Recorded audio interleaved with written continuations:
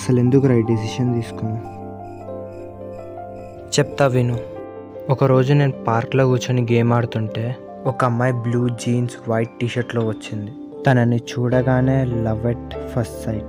ఇంకా తన కోసం రోజు పార్క్ వెళ్ళేవాడిని. ఇంకొక రోజు ప్రపోజ్ చేద్దామని ఫ్లవర్స్ తీసుకొని వెళ్ళినా. కానీ నాకన్నా ముందే ఇంకో అబ్బాయి తనకి ప్రపోజ్ చేసిండు. తను కూడా ఓకే చెప్పేసింది. ఇంకా వాళ్ళిద్దరు అక్కడి నుంచి వెళ్ళిపోయారు. ఇంకా నేను కూడా అక్కడి నుంచి వెళ్ళిపోయా. ఇది జరిగింది.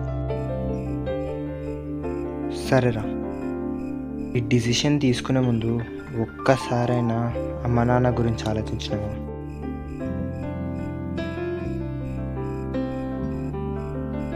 పోనీ ఆ అమ్మాయికి నీ ముఖమైనా తెలుసా? నీ పేరు? అలాంటి అమ్మాయి కోసం ఈ డిసిషన్ తీసుకున్నావు. అమ్మ నాన్న ఏమైపోవాలి?